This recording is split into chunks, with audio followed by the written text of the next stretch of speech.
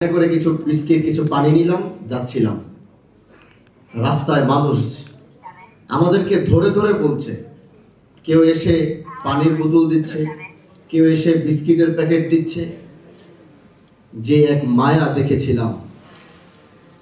তখন এই দেশের মানুষ যারা আমাদের মতো আলেম সমাজ, ছাত্র সমাজ ওই সময় দাঁড়িয়েছিল, সেই দাঁড়ানোটাকে রাতের বেলার যে ইতিহাস তারা ঘটিয়েছিল, আমার মনে হয় সভ্য জাতিতে কোনোদিনও এটা সম্ভব হতে পারে না। আজও মনে পড়ে সেই দিনগুলো।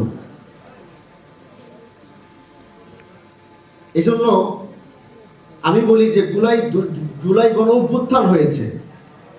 এই জুলাই গণ অভ্যুত্থানে শহীদের বাবা মারা দাঁড়িয়ে তারা বলতে পেরেছে যে আমি আমার সন্তানের বিচার চাই।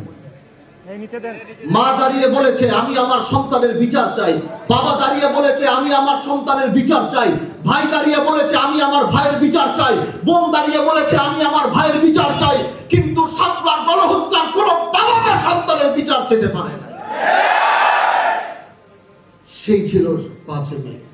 সেই শাপলার ইতিহাসের একজন বাবা ঠিক মতো দাঁড়িয়ে, একজন ভাই ঠিক মতো দাঁড়িয়ে, একজন মা ঠিক মতো দাঁড়িয়ে তার সন্তানের বিচার চেতে পারে নাই।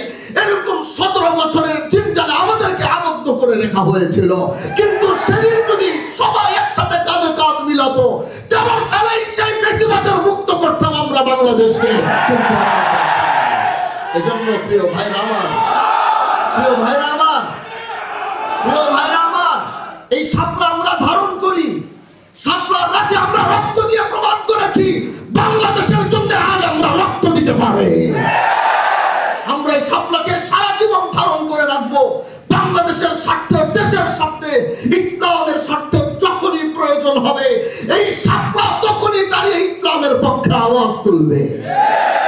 এজন্য আজ মাওলানা মামুনুল হক দামাত বারাকাতুহুম তিনি স্মৃতি সংসদকে ধরে জাতিকে স্মরণ করাচ্ছে যে শাপলা ছিল, 5 মে ছিল, এরকম এক গণহত্যা হয়েছে, আমরা সেটার বিচার পাইনি।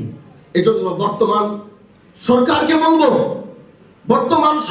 বলবো পিছনের অনেক ইতিহাস রয়ে গিয়েছে, এগুলোর পিছনে আপনারা একটু নজর দিবেন। একদিকে যেমন শাপলা রয়েছে, 5 মে রয়েছে, আরেকদিকে সেই আর্মি বিডিআরের সেই হত্যাকাণ্ড রয়েছে। এগুলোর বিচার বাংলাদেশের মানুষ দেখতে চায়। এই বিচার যদি না করতে পারেন তাহলে তারা মনে করবে, তারা সেটাই ধারণা করবে আপনারা ব্যর্থ হয়েছেন, আপনারা সেটা পারেন নাই। এজন্য আজ শাপলা স্মৃতি সংসদ থেকে সবাইকে সামনে নিয়ে হাজী শরিয়তুল্লাহর বংশের একজন সন্তান হিসাবে, বাংলাদেশের একজন সংসদ সদস্য হিসাবে বলছি, আমরা আগামীতে এই 5 মের গণহত্যার বিচার গোটা দেশের সামনে দেখতে চাই এবং সেটা রায় করতে হবে। সেই রায়ের বাস্তবায়ন বাংলাদেশের আলেম সমাজ, ছাত্র সমাজ, সর্বস্তরের মানুষ দেখতে চায়। কি বলেন ইনশাআল্লাহ?